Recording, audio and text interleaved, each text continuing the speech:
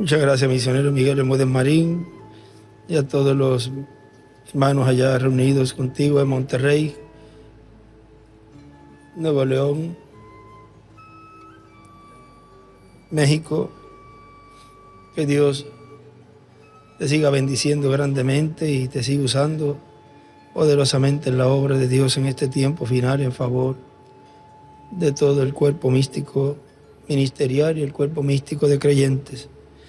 Todos los que nos están viendo también a través del satélite Amazonas y el satélite Eutelsat 8, los diferentes países,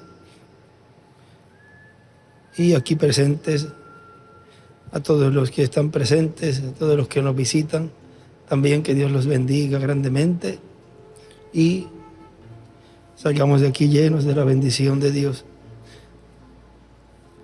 A los hermanos que nos visitan, reverendo José Hernández y de Chile, y también diferentes hermanos de Ecuador también. Dios te bendiga también.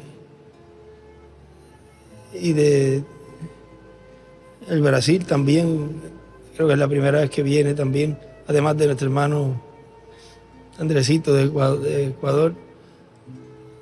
Hay otro hermano que vienen de Brasil, nuestro hermano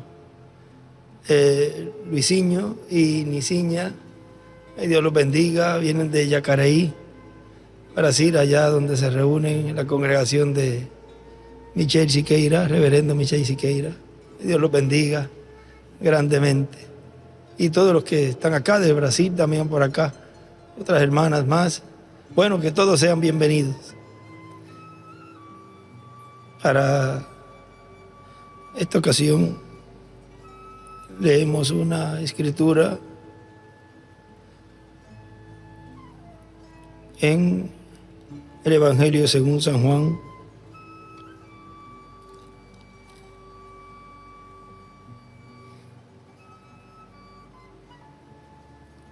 en el capítulo 1,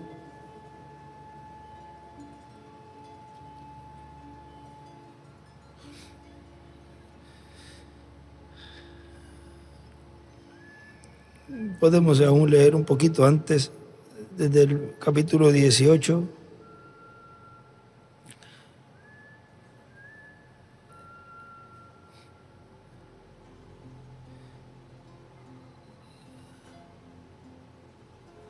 Desde ese capítulo nos habla de la entrega de Jesús y también del arresto, de cuando lo juzgaron. Verso 28 dice: llevaron a Jesús a casa de Caifás, del capítulo 18, al pretorio. Era de mañana, y ellos no entraron en el pretorio para no contaminarse y así poder comer la Pascua. Entonces salió Pilato a ellos y les dijo: ¿qué acusación traéis contra este hombre? Ya venían arrastrándolo desde por la noche, ya era por la mañana ahí, de ese viernes. Respondieron y le dijeron: si este no fuera malhechor, no te lo habríamos entregado. Entonces les dijo Pilato: tomadle vosotros y juzgadle según vuestra ley. Y los judíos le dijeron: a nosotros no nos está permitido dar muerte a nadie. Para que se cumpliese la palabra que Jesús había dicho, dando a entender de qué muerte iba a morir. Entonces Pilato volvió a entrar en el pretorio y llamó a Jesús y le dijo: ¿eres tú el rey de los judíos? Jesús le respondió: ¿dices tú esto por ti mismo o te lo han dicho otros de mí? Pilato le respondió: ¿soy yo acaso judío? Tu nación y los principales sacerdotes te han entregado a mí. ¿Qué has hecho? Respondió Jesús: mi reino no es de este mundo. Si mi reino fuera de este mundo, mis servidores pelearían para que yo no fuera entregado a los judíos. Pero mi reino no es de aquí. Ahí dibuja una piedra angular a la izquierda y las edades, y escribe ahí encima mi reino. Ahí a la izquierda escribe mi reino.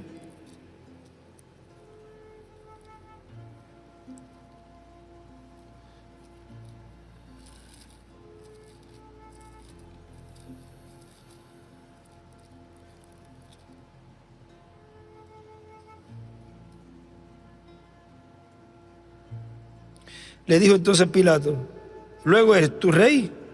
Respondió Jesús: tú dices que yo soy rey. Yo para esto he nacido y para esto he venido al mundo, para dar testimonio a la verdad. Todo aquel que es de la verdad oye mi voz. Aquí en esta otra Biblia dibuja una estrella de David a la izquierda. Le dijo Pilato: ¿qué es la verdad? Y cuando hubo dicho esto, salió otra vez a los judíos y les dijo: yo no hallo en él ningún delito. Y acá dibuja una estrella de David a la izquierda. Acá yo no hallo en él ningún delito, lo subraya mucho. Pero vosotros tenéis la costumbre de que os suelte uno en la Pascua. ¿Queréis pues que os suelte al rey de los judíos? Entonces todos dieron voces de nuevo diciendo: no a este, sino a Barrabás. Y Barrabás era ladrón. Ahí escribe abajo: Barrabás es igual el anticristo, la bestia. Pueden tomar asiento, si tienen la bondad, y así ya continuamos aquí con esta lectura del capítulo 19. Miren. Así que entonces tomó Pilato a Jesús y le azotó. Pero miren, le azotó. ¿Por qué le vas a dar? Para empezar, no le hizo nada a Pilato. Y coge y le da. Pero todos esos sufrimientos tenía que pasar él. Él permitió eso, no era porque ahí por la posición de Pilato podía hacerle eso a Jesús. Fue porque él lo permitió.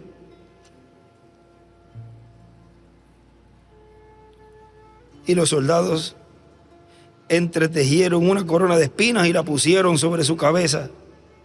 Y le vistieron con un manto de púrpura. Y le decían: salve, rey de los judíos. Y le daban de bofetadas. Entonces Pilato salió otra vez y les dijo: mirad, os lo traigo afuera para que entendáis que ningún delito hallo en él. Y salió Jesús llevando la corona de espinas y un manto de púrpura. Y Pilato les dijo: he aquí el hombre. Cuando les vieron los príncipes, los principales sacerdotes y los alguaciles dieron voces diciendo: crucificadle, crucifícale, crucifícale. Pilato les dijo: tomadle vosotros y crucificadle, porque yo no hallo delito en él. Los judíos le respondieron: nosotros tenemos una ley y según nuestra ley debe morir, porque se hizo a sí mismo Hijo de Dios. Cuando Pilato oyó decir esto, tuvo más miedo. Cobarde. Y entró otra vez en el pretorio y dijo a Jesús: ¿de dónde eres tú? Mas Jesús no le dio respuesta. Entonces le dijo Pilato: ¿a mí no me hablas? ¿No sabes que yo tengo autoridad, que tengo autoridad para crucificarte y tengo autoridad para soltarte? Respondió Jesús: ninguna autoridad tendrías contra mí si no te fuese dada de arriba. Por tanto, el que a ti me ha entregado, mayor pecado tiene. Y miren ahí a la derecha escribe Caifás y Anás y el concilio del Sanedrín. Fueron los que lo mandaron de Pilato. Caifás y Anás y el concilio del Sanedrín. Desde entonces procuraba Pilato soltarle, pero los judíos daban voces diciendo: si a este sueltas, no eres amigo del César. Todo el que se hace rey, a César se opone. Y ahí dibuja una estrella de David a la izquierda. Entonces Pilato, oyendo esto, llevó fuera a Jesús y se sentó en el tribunal en el lugar llamado El Enlosado, y en hebreo Gábata.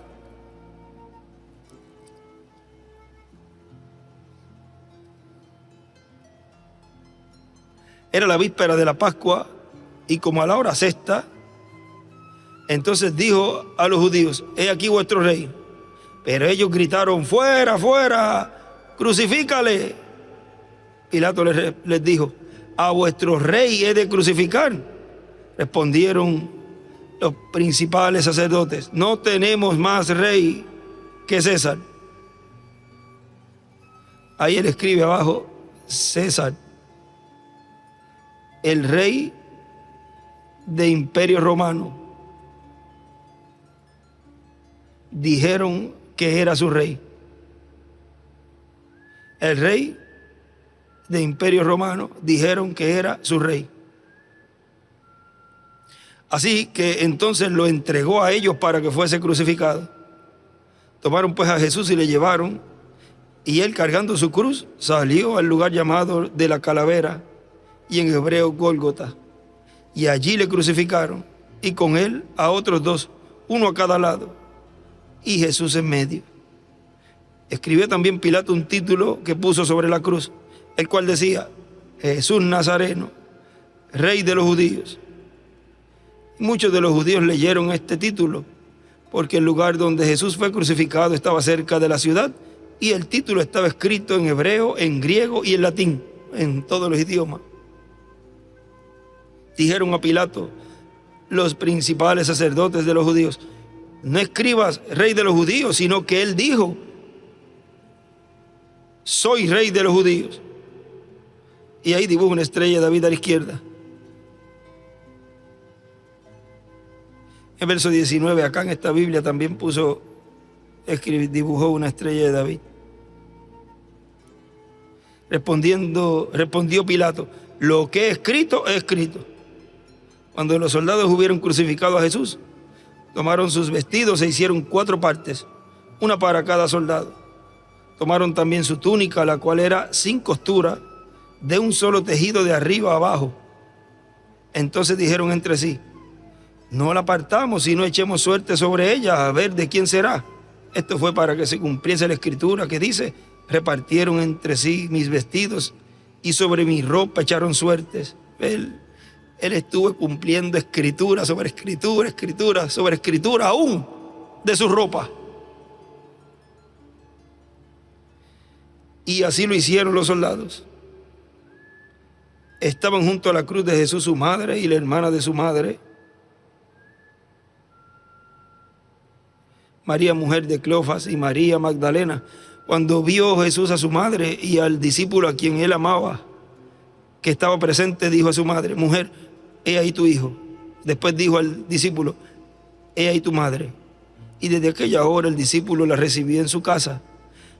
Después de esto, sabiendo Jesús que ya todo estaba consumado, dijo: para que la escritura se cumpliese. Hasta el final estuvo cumpliendo escrituras: tengo sed. Y estaba allí una vasija llena de vinagre. Entonces ellos empaparon en vinagre una esponja, y poniéndola en un hisopo, se la acercaron a la boca. Cuando Jesús hubo tomado el vinagre, dijo: consumado es. Y habiendo inclinado la cabeza, entregó el espíritu. Ahí a la derecha escribe 2 a 3 p.m. O sea, fue por ahí ya. Ahora ya había entregado el espíritu.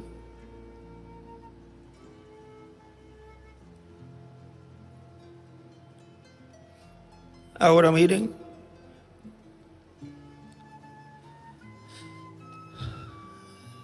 en este mensaje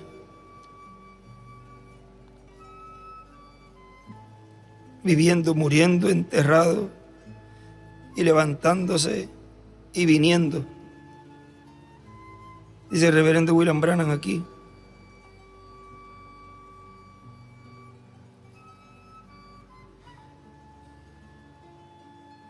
la página 7.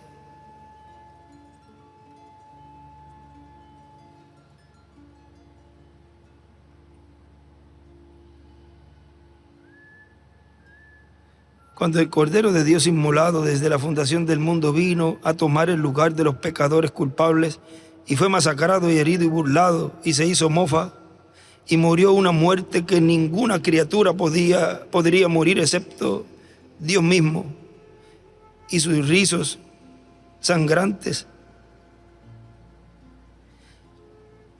colgando de sus hombros, goteando hacia el suelo. Expresó qué cosa tan terrible es el pecado. Cuando Él tuvo que morir para redimir al hombre de una vida de pecado, nada podía morir así. Nada podía parar, detener esa muerte. Se dice que cuando horadaron su costado, que de allí salió sangre y agua. Yo estaba hablando hace un tiempo con alguien acerca de esto, y fue un científico que dijo, hay únicamente una manera que eso pudiera haber sucedido. Y no fue a causa de la lanza romana que Él murió. Tampoco fue la pérdida de la sangre por la cual Él murió, porque aún había sangre en su cuerpo. La causa que Él murió no fue la lanza romana o los clavos que clavaron en sus manos o la corona espinosa que colocaron en su cabeza, pero porque Él murió de pena.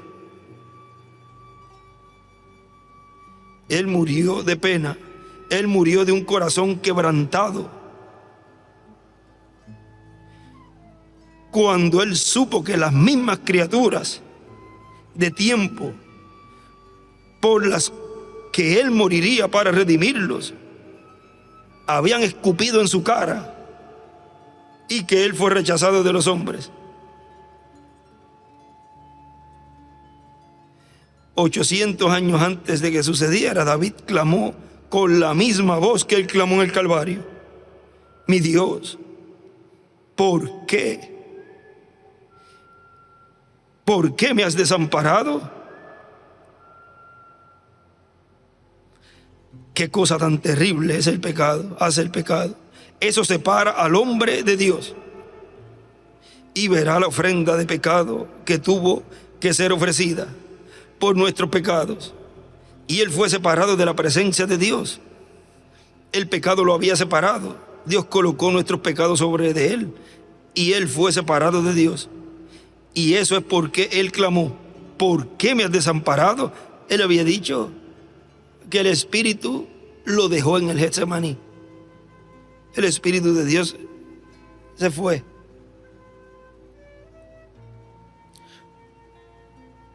Ahora vean, ¿recuerdan cuando el hermano Branham tuvo en la ocasión que le dispararon, un compañero le disparó en las piernas y a él le inyectaron lo de la anestesia, y él dice que bajó, dice que era como que se estaba cayendo y seguía bajando, y él decía, después buscamos exactamente ese relato, dice que allí no estaba Dios. Él dice que era un sitio terrible. Dice, allí no estaba papá, allí no estaba mamá. Era algo tan terrible que es un sentimiento tan difícil de explicar. O sea que cuando Jesús está aquí diciendo ¿por qué me has desamparado?, Él sentía allí que ya Dios no lo escuchaba. Así también en esas personas allí. Dicen, no tienen dónde escapar, no tienen a quién pedir. Se siente un vacío tan grande dentro, porque no es ese sentir que sentimos ahora, que sabemos que Dios nos escucha, que tenemos ese sentir de pedir algo y que Dios nos escucha y lo contesta. Ese sentimiento que hay alguien, que hay una promesa, que hay una escritura en la cual nos basamos en nuestro diario vivir. Hay algo, hay algo que sabemos, estamos conscientes de eso. Pero allí no existía eso, no existe eso. No existe ese algo. Es un vacío total. Así se sintió Jesús. El Espíritu de Dios lo había dejado. Y verá la ofrenda de pecado. Oh, qué cosa tan terrible es el pecado. Eso separa al hombre de Dios. Y verá la ofrenda de pecado que tuvo que ser ofrecida por nuestros pecados. Y Él fue separado de la presencia de Dios. El pecado lo había separado. ¿Ve? Dios colocó nuestros pecados sobre de él y él fue separado de Dios. Y eso es porque él clamó: ¿por qué me has desamparado? Porque él fue desamparado y había tomado este lugar y vio a su pueblo, el cual él venía para ser su salvador y ofrecerles vida. Ellos lo rechazaron. Y eso le dolió tanto, al punto que él estuvo tan quebrantado de corazón, que la sangre y el agua y la química de su cuerpo se separaron. Y en este mensaje también él nos habla un poquito de esto, el poderoso conquistador. Dice el hermano Branham: y su propia amada madre, caminando en sus huellas sangrientas. Dios, permíteme caminar de la misma manera. Mientras él iba allá al Calvario, en su corazón ella se preguntaba, al ver morir a su amado hijo allá, un hombre de 33 años, y parecía como de 50, dice la Biblia. Parecía como de 50, dice la Biblia, por su labor, y probablemente ya encarneciendo. Y la mirada sombría en su rostro por su sufrimiento, no tanto físicamente, sino en agonía. La Biblia dice que su sangre y agua se separaron, y cualquier médico, el que sea, podrá decirles que conozca la química de la sangre, que solo la angustia causará eso. Él no murió por una lanza romana ni por un clavo que atravesó su mano o sus pies, sino que él murió de un corazón quebrantado al ser rechazado. A los suyos vino y los suyos no le recibieron. Dirán: hermano Branham, ojalá yo hubiera podido pararme allí ese día del Calvario. Hermano, usted está parado en un lugar mejor hoy.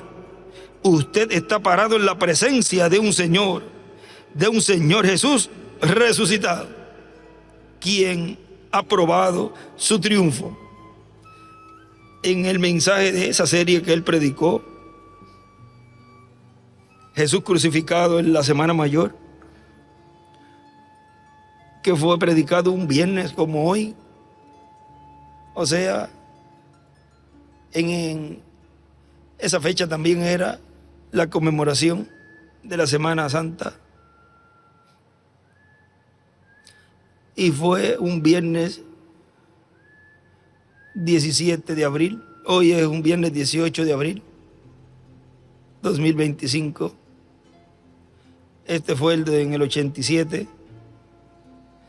Dice el doctor William Soto: Jesús de Nazaret había comenzado a enseñar muy diferente a cómo enseñaba el sumo sacerdote y la religión hebrea de aquel tiempo. Él aparentemente estaba en contra de ellos. Y así comenzaron los problemas con el liderazgo religioso de aquel tiempo. O sea, querían que él... Habían predicadores allí, ahí apareció otro. Querían que siguiera predicando ¿qué? Lo que ellos decían, que tenemos a Moisés y a la ley y los profetas. Si allí estaba lo que esos profetas habían hablado. Quería que Moisés, que Jesús siguiera hablando de lo grande que Dios había hecho, libertarnos de Egipto, o sea, la liberación que Dios hizo por medio de Moisés, que lo libertó de Egipto, que siguiera predicando todo lo que Dios hizo, pero negando el cumplimiento de esa palabra, de esa profecía, de la Escritura. Allí estaba la Escritura siendo cumplida, siendo vivificada. O sea que querían decirle a Jesús que tenía que predicar. No, tienes que predicar esto. No puedes predicar otra cosa sino lo que ya fue hablado. Pero ¿cómo iba a predicar lo que fue hablado si él era el cumplimiento de lo que fue hablado? Él tenía que estar identificándose en esas escrituras diciendo: yo soy, yo soy, yo soy, yo soy. ¿Ve? Pero no era Jesús el que estaba en contra de ellos, sino ellos en contra de Jesús. Jesús estaba comenzando una nueva dispensación y estaba llamando a la gente a esa nueva dispensación. Pero los sacerdotes de la dispensación de la ley no comprendieron que estaba comenzando una nueva dispensación bajo el ministerio de aquel hombre llamado Jesús de Nazaret. El ministerio de Jesús no era del orden levítico, sino según el orden de Melquisedec, que es un orden celestial, un orden mesiánico. Este es el orden de la primera y segunda venida del Señor. Ellos pensaban que tenían que continuar en la primera dispensación y con el mensaje de la ley. Por lo tanto, no podían recibir a otra persona que viniera enseñando un nuevo mensaje. ¿Ve? Una nueva dispensación o un nuevo ministerio para esa dispensación. A Dios no se le dice qué tiene que decir ese profeta y qué no tiene que decir. Él viene cumpliendo todo aquello para lo cual Dios lo ha enviado. Le guste o no le guste a la persona. Pero los escogidos sí, porque son palabra, son atributos. Por consiguiente, la palabra con palabra, eso se une, eso es como un imán. Ellos no se dieron cuenta que ese hombre era el Mesías que ellos estaban esperando. Como dice la Escritura, a los suyos vino y los suyos no le recibieron, no le comprendieron. Miren, en este mensaje, develando a Dios, miren, nos dice en la página, vamos a ver aquí, en la página 20, dice el reverendo William Branham: así que los griegos no pudieron verlo porque él estaba oculto para ellos en un cuerpo humano. Noten su palabra para ellos: a menos que este grano de trigo caiga en la tierra. Dios escondido en la forma de un hombre, escondiéndose de su vista. Ellos tan solo podían ver a un hombre, pero aquellos predestinados veían a Dios. Uno veía a un hombre, el otro veía a Dios. Ahí escribe: Dios velado en un ser humano. Usted lo cree y dibuja una estrella de David. ¿Ven? Y era Dios velado en un ser humano y ambos estaban en lo correcto, los griegos y los predestinados. Pero la fe de usted, en eso que usted no ve, usted lo cree de todas formas. Dios velado en un ser humano. Él estaba en esa carne y esa carne era su velo. El velo fue rasgado para que Dios fuera manifestado. Ahora los dos vieron la misma cosa, un hombre, pero uno de ellos vio algo más, el que estaba detrás de ese hombre. O sea que cuando el escogido recibe al profeta mensajero en cada edad y en cada dispensación, recibe las dos porciones. Potencialmente ha recibido las dos porciones.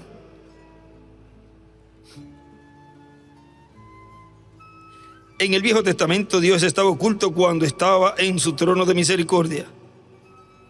En el trono de misericordia mediante un velo. Ahí escribe: el trono de misericordia mediante un velo. En el Viejo Testamento Dios estaba en su templo, pero el pueblo entraba y adoraba así. Pero recuerden, había un velo, amén, que ocultaba a Dios. Ellos sabían que Dios estaba allí. Ellos no podían verlo. Aquel pilar de fuego no volvió a aparecer allí. ¿Notaron ustedes? No hubo otra ocasión en la Escritura, desde que aquel pilar de fuego se ocultó tras aquel velo, en que volviera a mostrarse nuevamente hasta que vino Jesucristo. Dios estaba velado. En el libro de citas hay un lugar donde dice que aún los escogidos, si no, vamos a ver cómo es que si no fuera velado, morirían aún los escogidos, algo así dice. Está en el libro de citas, si lo consiguen lo podemos leer. Está en esta página acá, En la página impar debe estar. Arriba. Si lo consiguen, lo leemos. Porque es lo que está hablando aquí. Porque miren,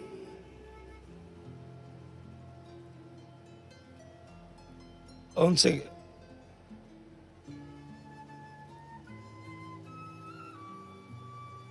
1107. Está acá. La página 125, párrafo 1107. Era un profeta vindicado que abrió la palabra y les dijo: no te harás, ven para dar su palabra a aquella generación. Él se veló en un ser humano, o la palabra hubiese cegado aún hasta los escogidos. ¿Ven? Aún la gente que estaba allí afuera no podían tolerar ver eso. En Éxodo hallamos que ellos dijeron: que hable Moisés, Dios no. ¿Ven por qué la columna de fuego no aparece demasiado?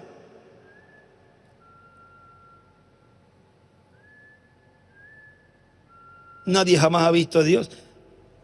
Pero vean, Dios en su cuerpo teofánico. Porque no vivirá hombre y no me verá hombre y vivirá. Ahora vean el por qué Dios se revela siempre por sus profetas.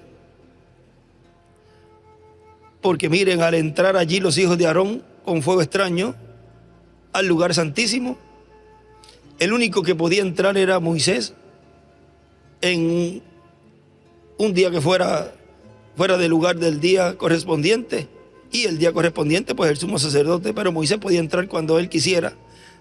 Ahora vean, ellos en el tiempo correspondiente no morían, pero en ese otro ángulo de los hijos de Aarón, además de entrar con fuego extraño, ellos entraron y ahí se cumplió de que no vivirá hombre viendo a Dios. O sea que ellos ahí murieron por varias cosas, pero también una de ellas fue esa. Y se cumplió esa escritura: no me verá hombre y vivirá. Ahora miren, en Éxodo hallamos que ellos dijeron: que hable Moisés, Dios no. ¿Ven? Porque la columna de fuego no aparece demasiado. ¿Ven? Dios dijo: yo haré eso, yo les levantaré un profeta. Amén. Y él vino así exactamente, y él será la palabra.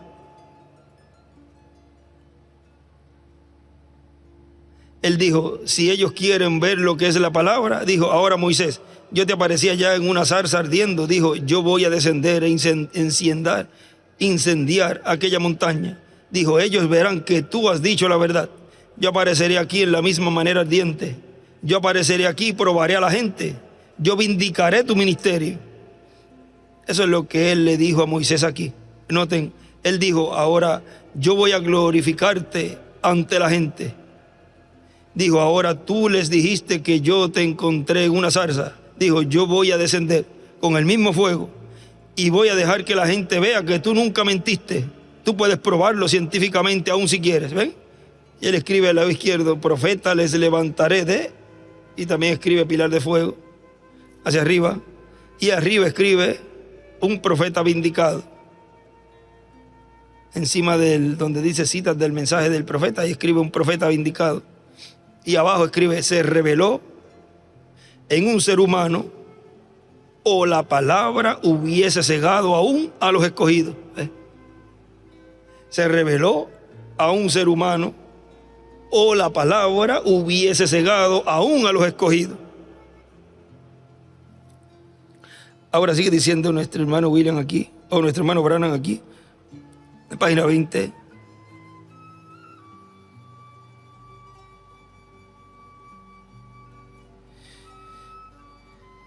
Pero el pueblo entraba y adoraba así. Un poquito antes dice: en el Viejo Testamento Dios estaba oculto cuando estaba en su trono de misericordia. En el trono de misericordia mediante un velo. En el Viejo Testamento Dios estaba en su templo. Pero el pueblo entraba y adoraba así. Pero recuerden, había un velo, amén, que ocultaba a Dios. Ellos sabían que Dios estaba allí. Ellos no podían verlo. aquel pilar de fuego no volvió a aparecer allí. ¿Notaron ustedes? No hubo otra ocasión en la Escritura, desde que aquel pilar de fuego se ocultó tras aquel velo, en que volviera a mostrarse nuevamente hasta que vino Jesucristo. Dios estaba velado. Cuando Él estuvo en la tierra, Él dijo: yo vengo de Dios y vuelvo a Dios. Luego Pablo, después de su muerte, sepultura y resurrección, en su camino a Damasco, allí estaba de nuevo aquel pilar de fuego. ¿Qué era? Había salido del velo. Gloria a Dios. Él estaba detrás del velo. Ahora, Él estaba detrás de ¿qué? Velo de carne. Vea, piel de tejón tras el velo. Y cuando ese velo fue rasgado en el día de crucifixión, el velo en que Él estaba envuelto fue rasgado el día de la crucifixión. El trono, silla de misericordia, se vio a plena vista. Ahora, los judíos no pueden entender cómo es que Dios podía tener misericordia por un pueblo pecador y perdido como somos nosotros. Pero ellos no podían ver a quien estaba dando misericordia, porque Él estaba oculto. Él estaba tras el lugar de misericordia, en el interior, cubierto con pieles de tejón que colgaban para ocultarlo. Anteriormente, si cualquier hombre penetraba tras ese velo, era muerte súbita. Lo vemos en los hijos de Aarón. Vamos a recibir una lección aquí en un minuto. Vea si usted la puede recibir. Ir tras aquellas pieles, aún uno de los hijos del sacerdote trató de hacerlo en una ocasión y murió. No vaya tras ese velo. El hombre que entró detrás, ¿por qué? No había redención alguna todavía en ello. Era tan solo potencialmente. Y cualquier cosa potencial no es aún la cosa real. Vea, tan solo potencialmente. Había redención. 3 puntos. El pecado era cubierto, no remitido. Quiero decir, dice omitido, remitido, quiero decir, no era remitido. Remitido quiere decir divorciado y echado a un lado. Y la sangre de corderos y machos cabríos no podían hacer eso. Así que Jehová se ocultaba tras un velo. Ahora, detrás de aquel velo donde Él se ocultaba, entrar allí, un hombre caería muerto si entraba o trataba de entrar tras el velo. Pero desde Pentecostés, desde la crucifixión, cuando aquel velo se rasgó de arriba a abajo, para aquella generación, Jesús fue ese Dios velado. Ahí a la izquierda dibuja 2 estrellas de David, escribe arriba, o sea, a la izquierda hacia arriba. Lo potencial no es aún lo real. Y también escribe: Dios envió fuego, relámpagos, etcétera, para rasgar el velo. Pero desde Pentecostés, desde la crucifixión, cuando aquel velo se rasgó de arriba abajo, para aquella generación, Jesús fue ese Dios velado. Y cuando Él murió en el Calvario, Dios envió fuego y relámpagos y rasgó aquel velo de arriba abajo, de forma tal que el asiento de misericordia se vio plenamente. Empero ellos estaban demasiado ciegos para poder verlo. Ahora, miren, el asiento de misericordia se vio plenamente cuando eso ocurrió. Cuando es abierto el 7º sello, que es la segunda venida del Señor, y es abierta esa puerta en Apocalipsis capítulo 4, ahí los hijos e hijas de Dios ven en este tiempo final, en el día postrero, el trono de misericordia. Por eso Él dice: Moisés y Elías, el que recibe su mensaje, recibe misericordia. Los únicos que reciben misericordia en este tiempo final, fuera de la dispensación de la gracia, la cual se cerró, y estamos en la dispensación del reino, son los escogidos que pueden ver adentro, detrás del velo. Pero ellos estaban demasiado ciegos para poder verlo. Como Moisés dijo aquí, Pablo dijo leyendo de Moisés: cuando Moisés es leído hoy, todavía el velo permanece en sus corazones. Oh hermano, hermana, eso fue lo que hicieron los judíos cuando el velo fue rasgado y Dios estuvo a plena vista de ellos, colgando en la cruz. ¿Vieron? ¿Cómo pudieron verlo? Él estaba a la vista, pero ellos no pudieron verlo. ¿Será posible que los gentiles hayan hecho la misma cosa? y dibuja a la izquierda una estrella de David. Oh Dios, cuando ellos han tenido las edades de la iglesia, del Hijo de Dios, ahí abajo escribe: en la segunda venida, los gentiles hacen lo mismo que hicieron los judíos en la primera venida.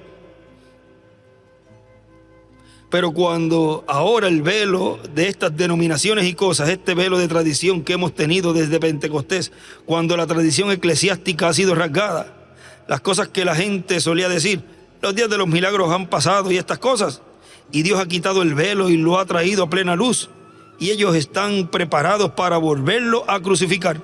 Así es exactamente. Y arriba escribe: lo crucificarán de nuevo. El Dios develado a plena vista, ellos debieron haberlo visto parado allí, pero les era muy común. Era algo tan común, les era tan común. Él era un hombre ordinario, ellos no pudieron verlo.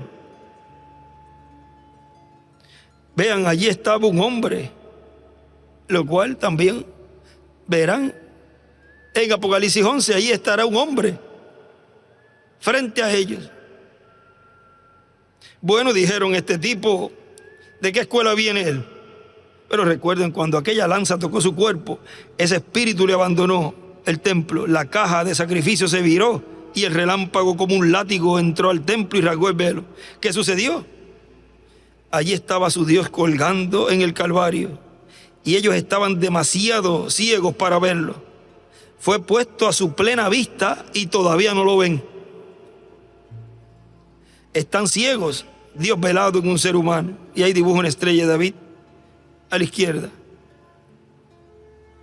Atrás él escribe también por aquí: los gentiles rechazan lo mismo que hicieron los judíos. No es una sorpresa, no es de extrañar. Ya estaba profetizado y está profetizado así.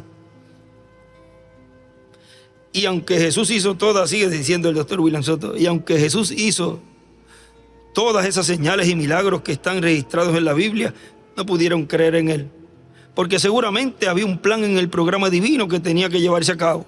La parte más importante del ministerio de la primera venida del Hijo del Hombre es lo que conocemos como la Semana Santa o Semana Mayor, porque allí se cumplió, se realizó el propósito para lo cual él había venido. Aquello que Juan el Bautista había dicho: he aquí el Cordero de Dios que quita el pecado del mundo, se cumpliría en aquella semana final de su ministerio. Jesús estaba allí para cumplir todas esas profecías. Un salmo dice: horadaron mis manos y mis pies, contar puedo todos mis huesos. David no murió crucificado, pero pasó por tantos problemas en su vida que en él se reflejó la vida de los sufrimientos del Mesías, y también se reflejó en la vida de los demás profetas, porque cada profeta fue una porción del Mesías. Y hay un lugar donde él dice que se quedó reservado un sufrimiento, algo así dice,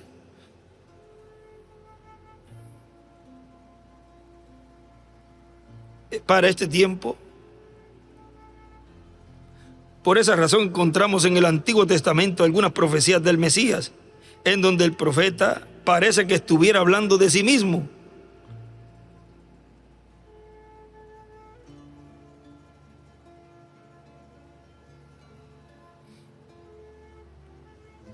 Pero ellos estaban hablando siendo inspirados por el Espíritu de Dios.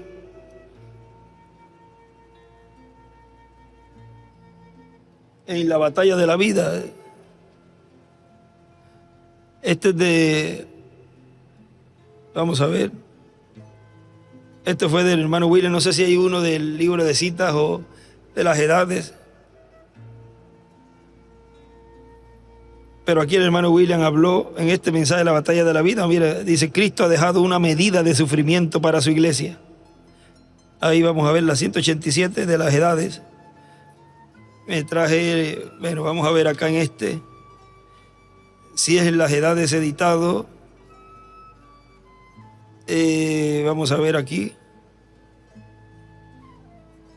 pues la porción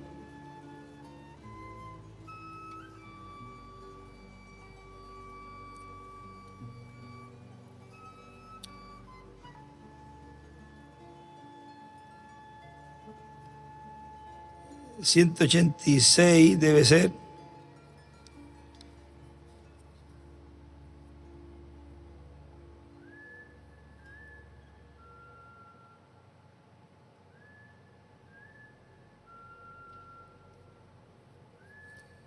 ¿120 qué? 24. Es que tengo este otro es rojo y debe seguro la página es distinta, pero si consigue la porcioncita, pues la leemos directamente para tenerlo allí, esa base escritural.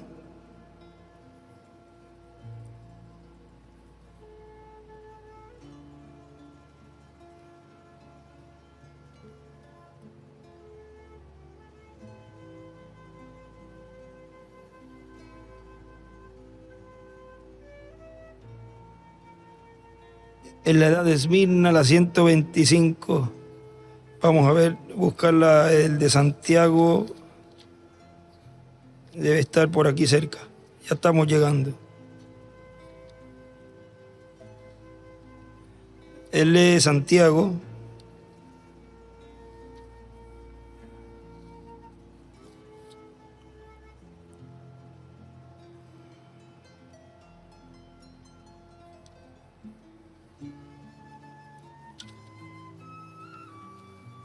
Está en las primeras páginas. Vamos a ir aquí una a una.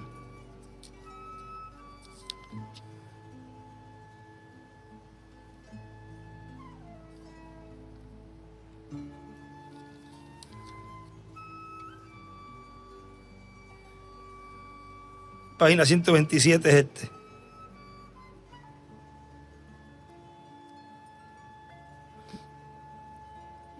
Si no sufrimos con él, sería la 125. Miren a ver si es esa. Después de la escritura de Romanos 8. El párrafo que empieza: si no sufrimos con él, entonces no podremos reinar con él. Usted tiene que sufrir para reinar. La razón en esto es simplemente que carácter nunca se obtiene sin sufrimiento. Carácter es una victoria, no un don. Un hombre sin carácter no puede reinar un hombre sin carácter no puede reinar, porque poder aparte de carácter es de Satanás. Pero poder con carácter es digno de reinar.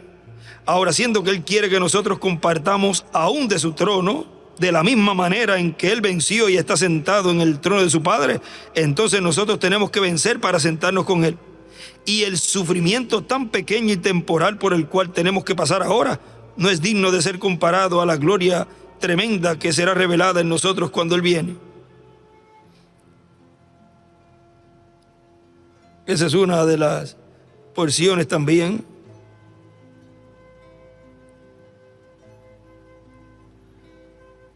Ahora,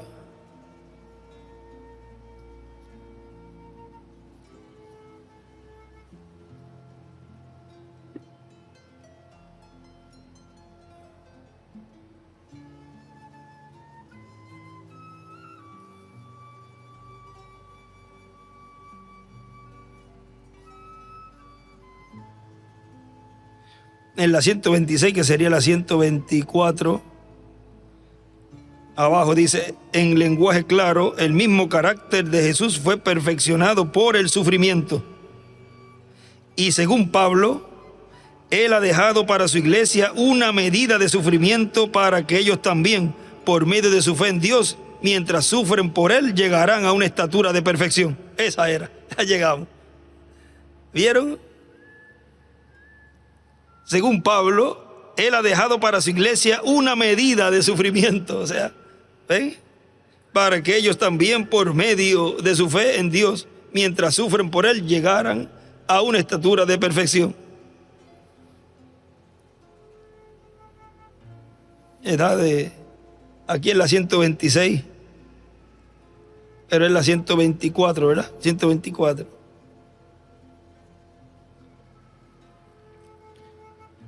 Ahora sigue diciendo aquí nuestro hermano William: por esa razón encontramos en el Antiguo Testamento algunas profecías del Mesías en donde el profeta parece que estuviera hablando de sí mismo, pero ellos estaban hablando siendo inspirados por el Espíritu de Dios. Y cuando se habla siendo inspirado por el Espíritu de Dios, en muchas ocasiones se habla en primera persona. Así hemos visto a nuestro hermano Branham y también nuestro hermano William en muchas ocasiones hablando como en primera persona. Son y eran profetas inspirados por el Espíritu Santo, por consiguiente hablaban como si estuviera llevándose a cabo eso, o si en ellos se cumpliera eso. Ahora miren más adelantito en este mismo mensaje, estamos leyendo el de Jesús crucificado en la Semana Mayor. Dice, este sacrificio fue tipificado cuando Moisés hirió la roca para que diera agua para el pueblo de Israel en el desierto. Eso estaba tipificando la muerte del Señor Jesucristo, porque Él sería herido en la cruz del Calvario. Ahora, en la segunda ocasión en que Dios le dice a Moisés, háblale a la roca para que dé agua. Pero Moisés no le habló a la roca, sino que la hirió de nuevo. La roca representa a Cristo. Dios se enojó con Moisés porque hirió la roca en esa ocasión, porque la roca no tenía que ser herida, sino solamente una vez, porque solamente una vez sería herido el Señor Jesucristo en la cruz del Calvario. Esa era la voluntad de Dios, porque con ese sacrificio se quitaría el pecado del mundo. Por haber herido la roca por segunda vez, Moisés tuvo problemas delante de Dios. Dice Dios, no me glorificaste a mí, sino que te glorificaste tú mismo. Por lo tanto, no entrarás a la tierra prometida. En este libro de Israel, hijos en el desierto, este se repartió acá. El que tiene varios. Israel ante la serpiente de metal, Israel en el Mar Rojo. Hay que, mire, este no. Pues hay que preparar para que lo tengan los hermanos, porque este libro aquí hay muchas cosas. Hemos leído quizás así por encima, pero hay tantas cosas aquí. Después lo buscan para imprimirlo. Puede ser en argollita también para que sea fácil para abrir. Miren aquí en la página 25 de este mensaje, en este no está enumerado corrido, o sea que cada mensaje tiene su número. Quizás lo que se puede hacer es hacerlo así, pero también ponerle el número arriba en la página. Si son 150, pues 150, pero que tenga también cada página el numerito, porque así, cuando yo lea una página, pues pueden buscarla rápido. Aquí tendría que enumerarla una a una. Y yo creo que eso fue lo que él habló en una reunión de ministros que tenía este libro. Y él decía que tengo que enumerarlo porque cada mensaje tiene sus propios números. Ahora miren en la página 25, que aquí sería la mitad, sería como la 100 y pico, o menos. Aquí en la 25, este de Israel ante la serpiente de metal. Dice, pero cuando él se glorificó a sí mismo, allí en el lugar de Dios, ante esa roca, cuando Dios le había dicho, ve, háblale a la roca, no le golpees, háblale. La roca había sido golpeada una vez solamente. Ahí escribe, por llevar nuestros pecados el juicio divino caería sobre Cristo en su primera venida. Y Moisés cogió todo su temperamento y corrió hacia allí y golpeó la roca. Eso no trajo agua. Él la golpeó de nuevo y trajo agua. Y dijóles, oíd ahora, rebeldes, ¿os hemos de salir agua de esta peña? ¿Cómo eso? Y trajo las aguas, porque Dios tuvo que escuchar a ese profeta, porque él estaba obligado a él con ese poder. Y eso rompió todo el programa de la Biblia de Dios. Y ahí él escribe al lado, Moisés y su temperamento rompió el programa de Dios. Ahora él está obligado con cada escogido también. Él estuvo obligado allí con Pedro a asistirlo en todo momento y ayudarlo, porque él obtuvo la revelación de quién era Jesús. Pero cuando usó mal la palabra, lo corrigió. No, así no, Pedro. Dios nos ayuda a usar la espada, la palabra siempre, y no actuar con ira ni con el temperamento así, y hacer cosas que desagraden a Dios, conscientes de que Dios está obligado a ese escogido, pero pueden perder bendiciones.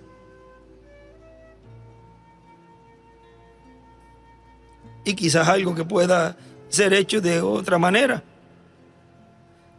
Siempre es hecho, pero no de la manera correcta. Como quiera se hizo. Sí, pero no fue la forma en que tenía que ser hecho.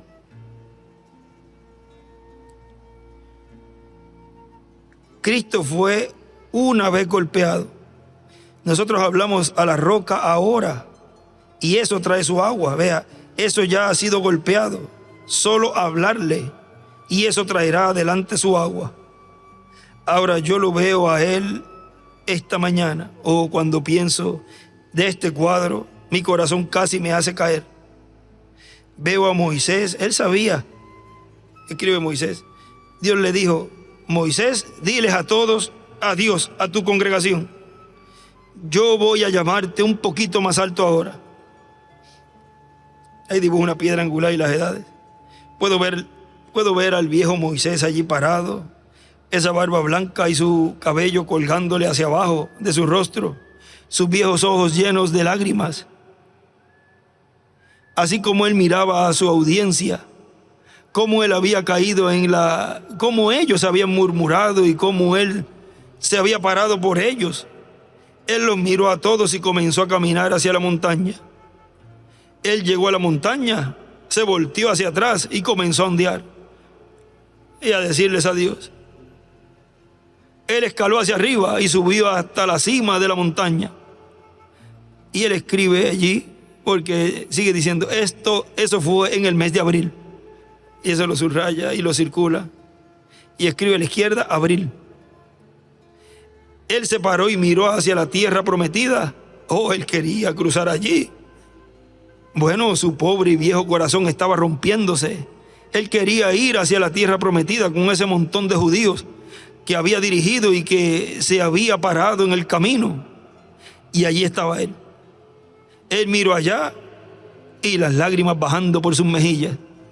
Él se volteó alrededor de nuevo y se despidió de la gente, su viejo pastor. Él se estaba yendo. Él se estaba yendo, él ondeó su mano a todos ellos como así, así. Él miró hacia atrás, allá. Él ahí dibuja una piedra angular, las edades, y una flecha la dibuja hasta la parte de la brecha y la otra la pasa hasta la piedra angular. Ahora miren, hay un escrito que él nos dejó, porque vean, Dios se llevó a Moisés, pero ahí no terminó su programa, el programa continuó. Y él aquí hay varios escritos, pero en este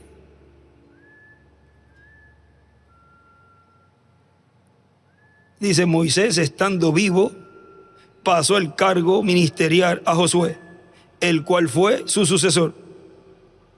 Josué fue un profeta como Moisés y un caudillo para el pueblo.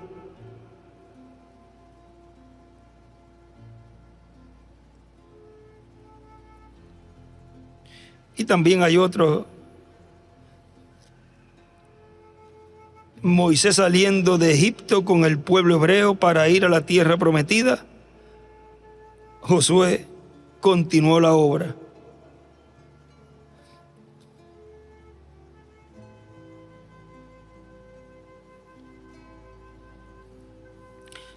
Ahora,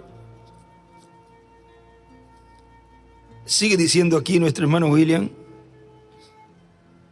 aquella desobediencia de Moisés está hablando que muchas personas van a herir la roca en la segunda venida del Hijo del Hombre, pero no podrá ser con una crucifixión literal, porque ya eso sucedió 2000 años atrás. Pero muchos tratarán de destruir la influencia de la segunda venida del Hijo del Hombre en este planeta Tierra. Tratarán de echar por el piso la segunda venida del Hijo del Hombre con sus ángeles. Tratarán de perseguir y de criticar la segunda venida del Hijo del Hombre. ¿No es eso lo que ha estado ocurriendo? Y personas que conocen del mensaje, y aún personas que me conocen,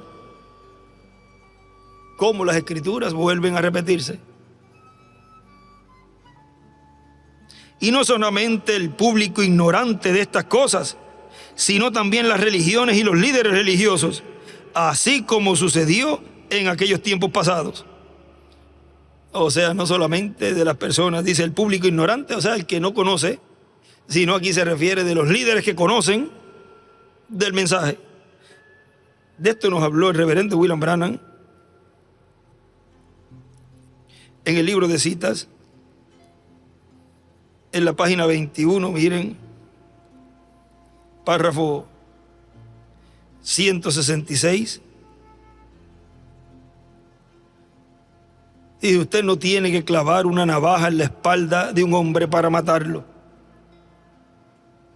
Usted puede quebrar su carácter y matarlo. Matar su influencia. Hablar en contra de su pastor y decir algo malo de él. Así es como usted puede matarlo. Mejor fuera que lo balaceara. Si dijo alguna cosa que no era cierta de él. Bueno, esto va a matar su influencia con la gente y cosas como estas. Y usted es culpable de ello. Y arriba escribe ahí, matan la influencia con el pueblo. ¿Matan la influencia de quién? Pues del pastor, del ministro o del profeta de ese tiempo. Matan la influencia con el pueblo, escribe allí. Hay otro lugar también, en la 146, párrafo 1302, miren.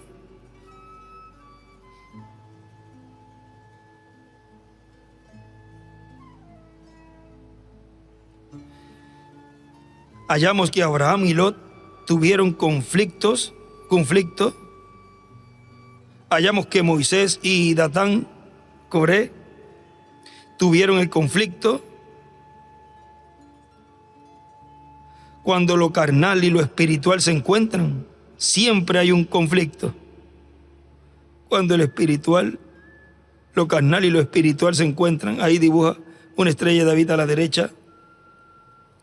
Y arriba, a la derecha arriba, escribe Jesús y Judas.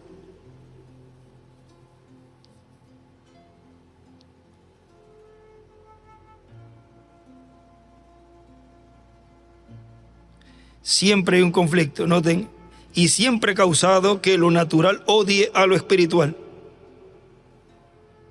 Causó que Caín odiara a Abel. Causó que Coré odiara a Moisés. Causó que Judas odiara a Jesús. A la izquierda, ahí cuando empieza el párrafo 1302, a la izquierda, de ahí para abajo escribe Caín y Abel, Coré y Moisés, Judas y Jesús. Está entrecortadito ahí a la izquierda, pero son los nombres que están ahí. Causó que Judas odiara a Jesús. Y ya sin cesar, o sea, ya todo lo de la lista que hay. Causa que lo natural odie a lo espiritual. Y dibuja una estrella de David a la derecha.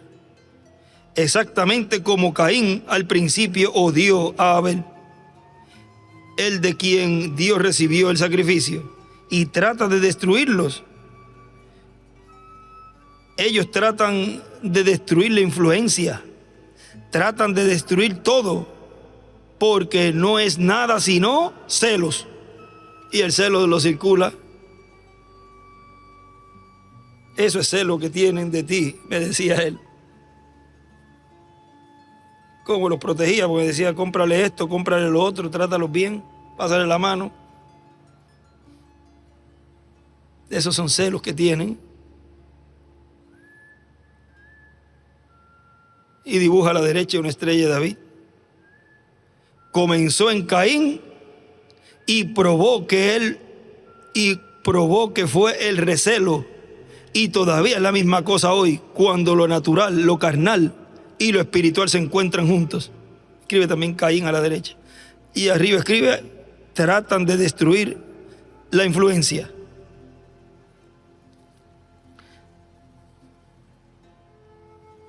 En este mensaje, el arca del pacto en alto hacia la tierra prometida, miren, él allí habla,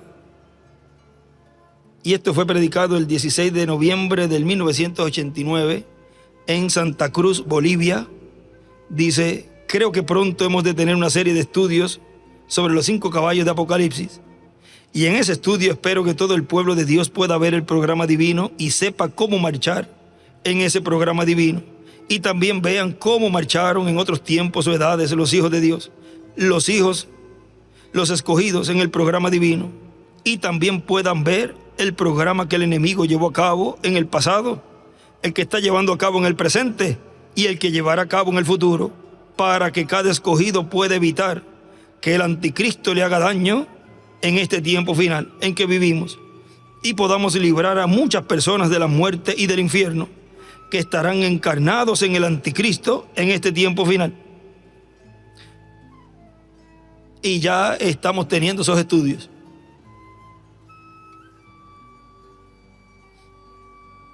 Porque ya se está identificando la labor tanto de Dios y la obra que Él llevó a cabo y que está llevando a cabo y que llevará a cabo, y también la obra del diablo.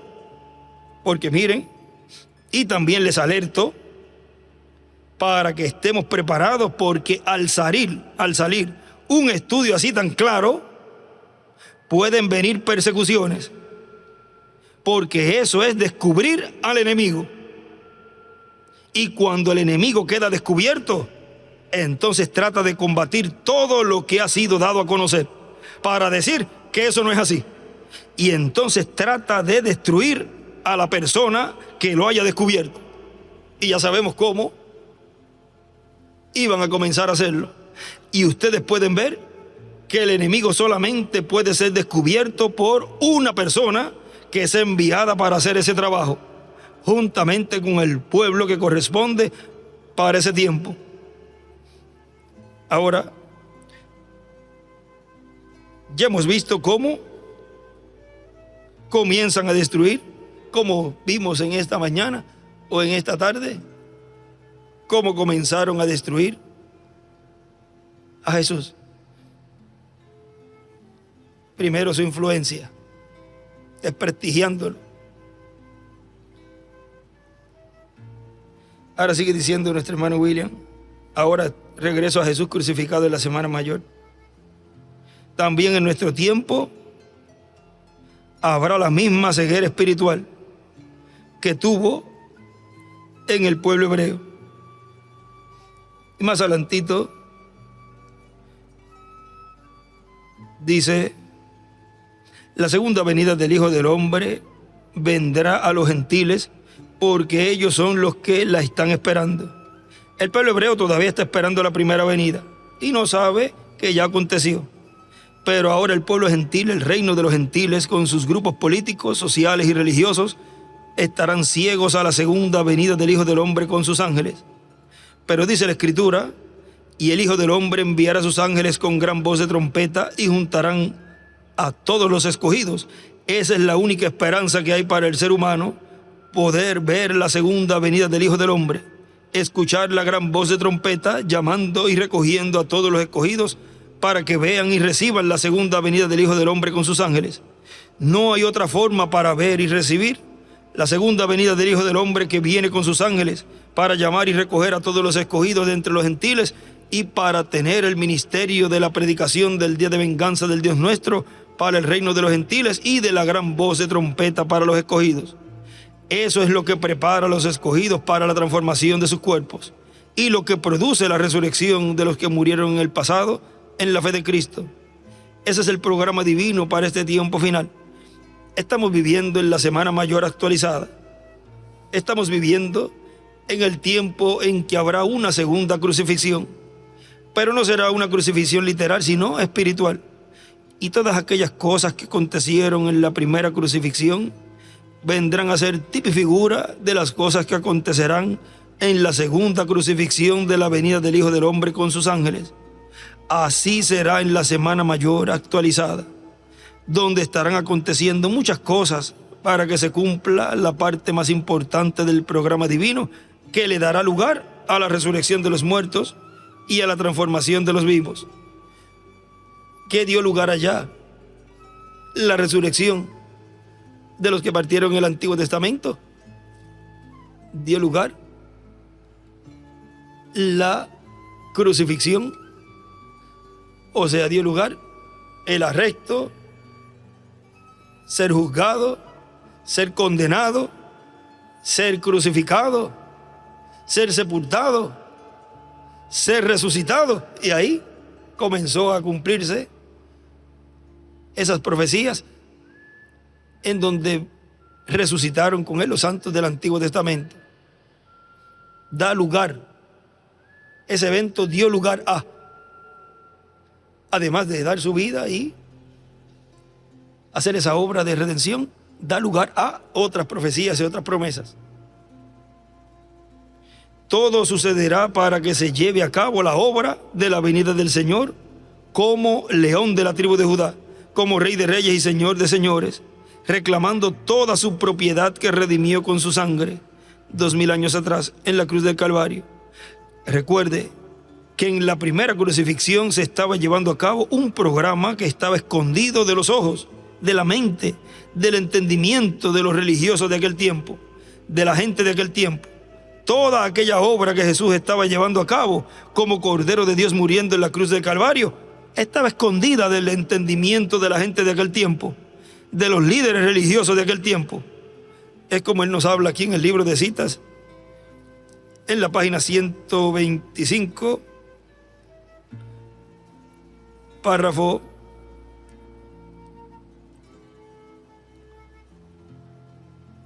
11:13. Él dice: la iglesia gentílica también ha sido cegada del velo, después de que ha sido arrancado y mostrado a Dios. El velo eclesiástico. Arriba a la derecha escribe el hombre, la carne, encima del velo, ahí escribe eso. ¿Cómo? Velado la palabra en un ser humano otra vez. Eso es exactamente lo que Israel falló a ver. Eso es exactamente lo que Israel falló a ver. Si hubiera sido algún ángel o algo, Israel lo habría creído. Pero siendo que no podía ser un ángel, tenía que ser un hombre. Amén. Dios no puede quebrantar su palabra. En los postreros días tiene que ser la misma cosa otra vez. ¿Ven lo que cegó a Israel? Aquel hombre. Tú eres un hombre haciéndote Dios. Eso es para que ellos le mataran. Y hoy, porque el mensaje vino por hombre y no ángeles, ¿ven? Dios no puede cambiar su manera, cambiar su palabra. Él dijo que no cambiaba, ¿ven? No te prometió, y los gentiles son tan cegados hoy como Israel era. ¿A causa de qué? El velo. Dios, velado en un ser humano, cegó a Israel. Noten cómo cada uno es cegado. A uno cegará, al otro revelará la verdad. Ahora, recuerda la escritura del principio cuando Pilato le dijo: ¿qué es la verdad? Él quería saberla. ¿Qué es la verdad? Pues la verdad era que ese era el Cristo, el Hijo del Dios viviente. Esa era la verdad. Y se lo estaba diciendo allí. O sea, quería saber la verdad, se le dijo. Hay un lugar que dice, así le hablas a él cuando lo bofeteó. ¿Y por qué me pegas? Pues si no estaban hablando como dos personas civilizadas y cogen y le dan una bofetada. Se le fue ahí la finura y lo pulcro. Le salió lo de...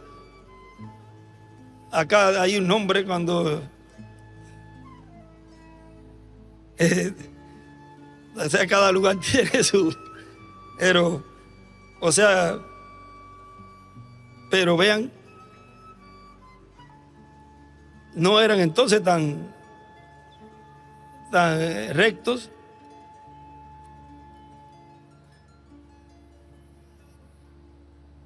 Ahí esa escritura que leyó Miguel al principio también, no sé si la llegó a leer, pero estaba escuchando cuando que él dijo yo soy y se cayeron. Vean el yo soy allí siendo pronunciado. Él estaba diciendo lo de 18, San Juan 18, donde dice cuando le dieron la bofetada. Pero miren, le dijo yo soy. Ahora el yo soy nuevamente en medio del pueblo. El YHWH. Ahora sigue diciendo aquí, página 125.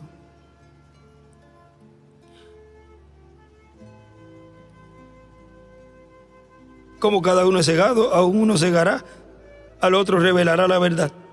Cerrará los ojos de algunos y abrirá los ojos de otros. Abajo escribe por el velo. Cegará a unos y abrirá los ojos a otros.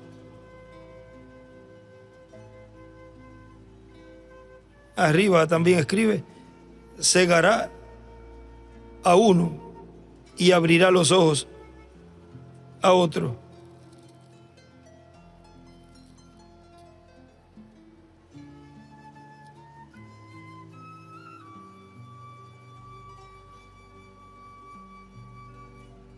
Ahora miren cómo a algunos él les hablaba claramente. San Juan capítulo 9.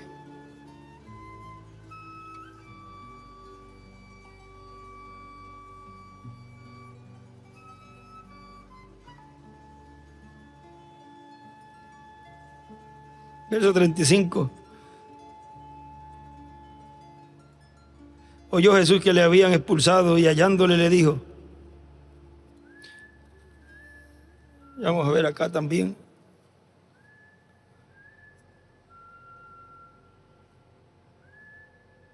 Oyó Jesús que le habían expulsado y hallándole le dijo, ¿crees tú en el Hijo de Dios?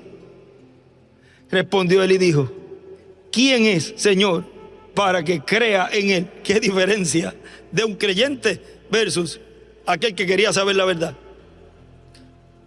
Uno quiere saber la verdad para creer y el otro quiere saber la verdad para condenarlo. Ahí están los dos extremos. Ahí dibuja una estrella de David a la izquierda. Le dijo Jesús, pues le has visto y el que habla contigo, él es. Ahí le dibuja una estrella de David a la izquierda, ahí en el 37. Y le dijo, creo, Señor, y le adoro. Dijo Jesús, para juicio venido yo a este mundo, para que los que no ven, vean, y los que ven, sean cegados. Los que no ven, ahí escribe el pueblo común. O sea, nos dice que los que no, ahí el pueblo, y acá, ven, vean, ahí escribe común.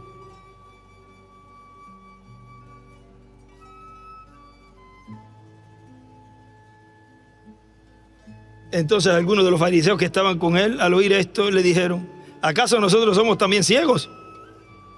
Jesús le respondió, si fuerais ciegos, no tendríais pecado. Mas ahora, porque decís, vemos, vuestro pecado permanece. ¿Qué? Ceguera espiritual.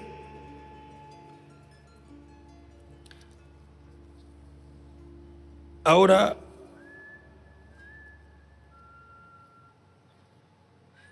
Hay otro lugar, en la 151, vamos a ver,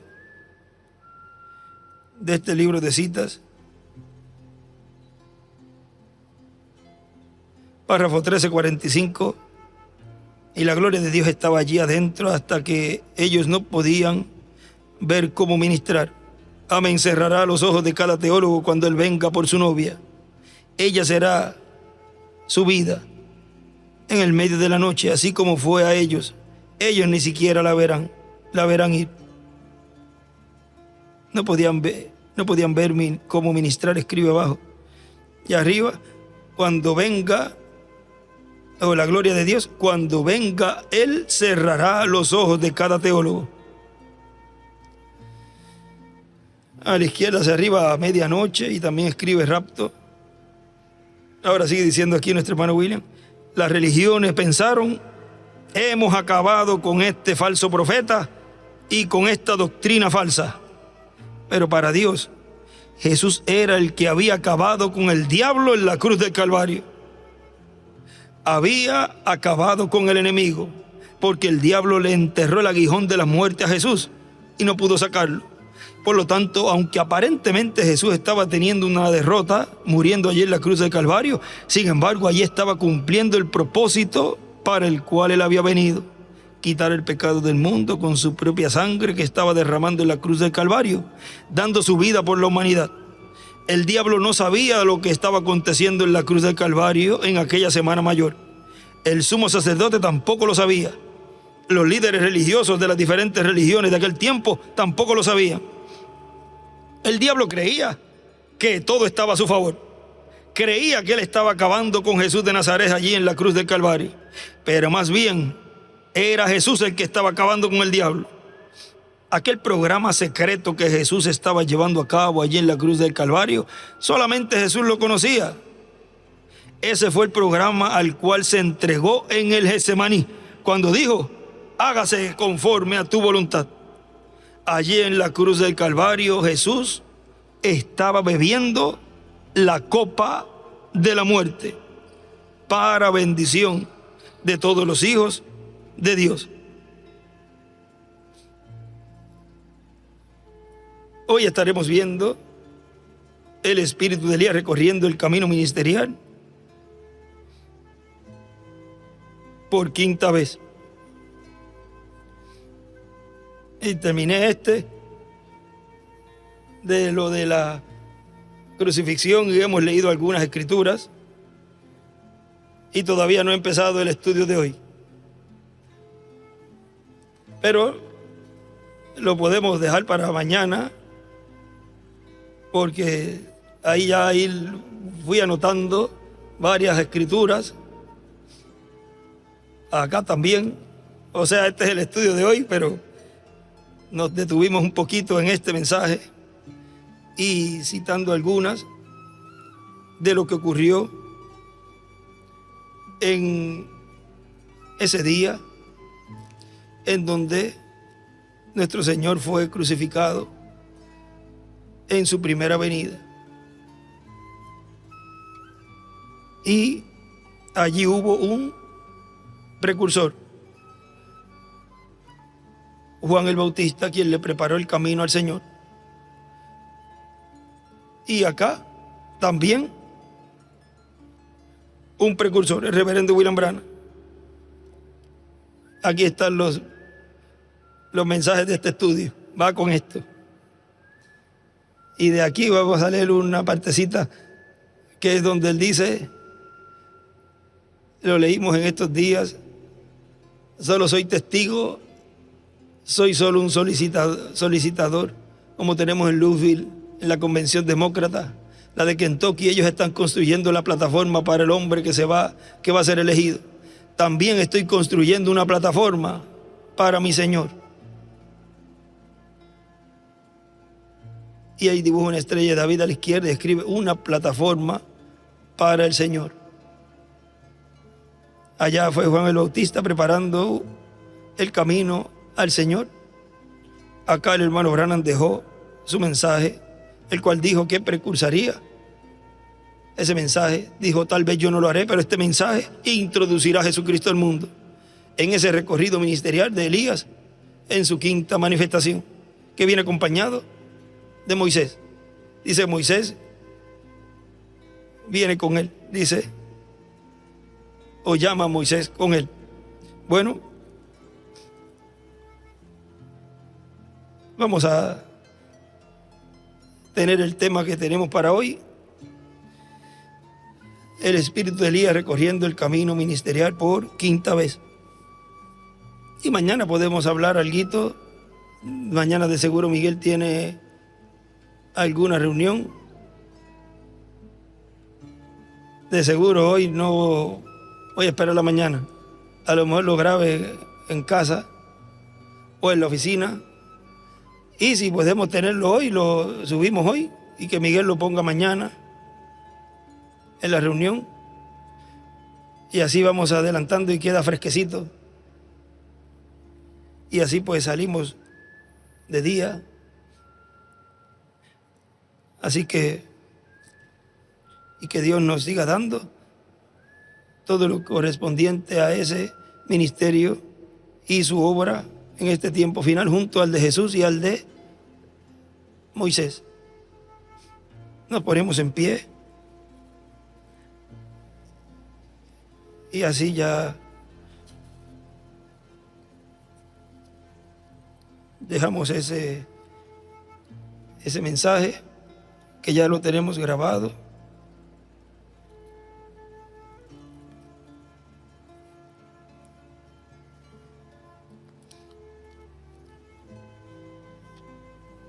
Aquí está el escrito que le habíamos leído. Ningún líder religioso profetizó, dijo que iba a morir y a los 3 días iba a resucitar. Y hay algunas escrituras ahí también. Bueno, ya estamos preparados. No sé si hay alguna alabanza o podemos cantar un canto. Y así pues nos preparamos para el mensaje que tenemos ya reservado para hoy.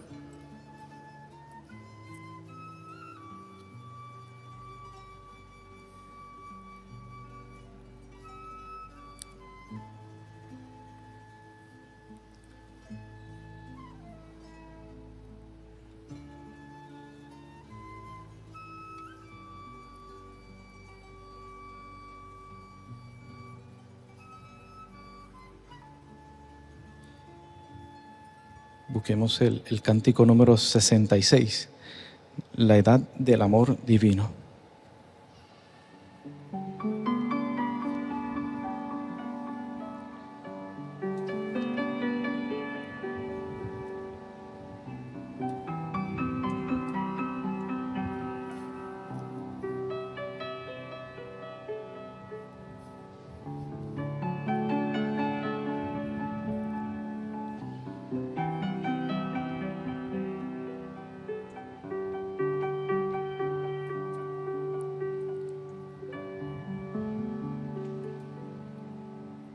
De tiempo en tiempo el programa se desarrolla.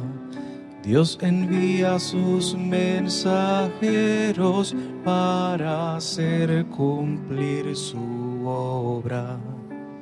Estamos en la edad de la piedra angular, donde la iglesia del Señor ha ocupado su lugar. Estamos en la edad del amor divino,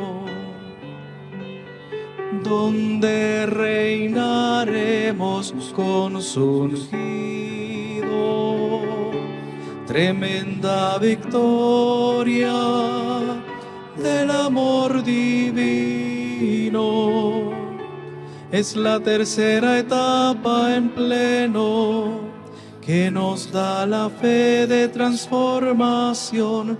Iremos a la cena de las bodas del Cordero. Reinaremos 1000 años.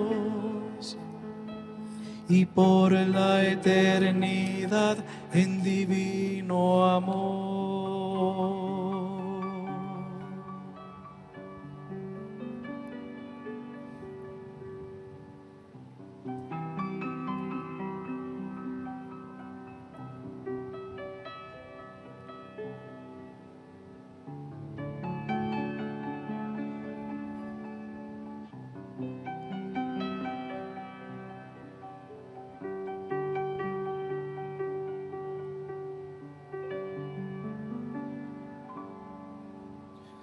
Toda la naturaleza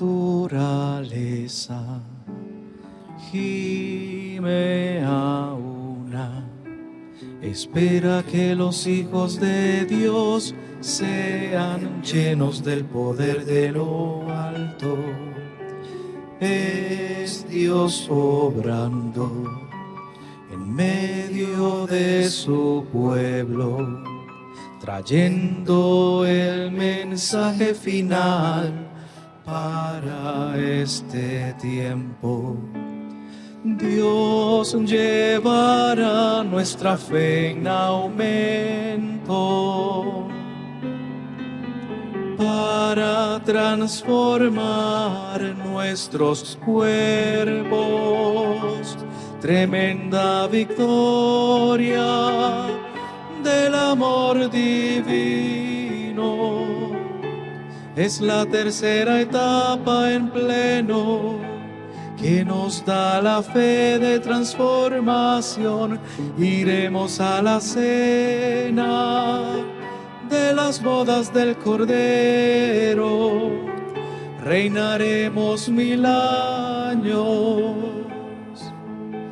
y por la eternidad en divino amor.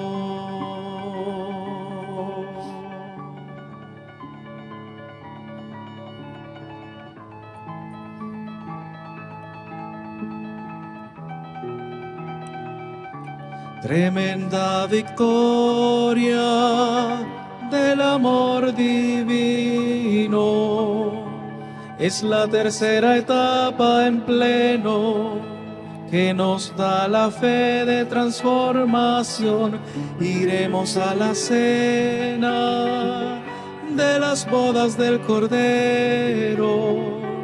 Reinaremos 1000 años y por la eternidad en divino amor.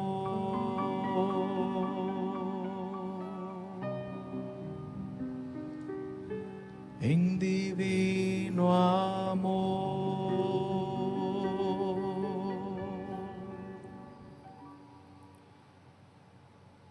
El espíritu de Elías recorriendo el camino ministerial por 5ª vez. Dejamos con nosotros a nuestro apreciado hermano y amigo, el doctor William Soto Santiago.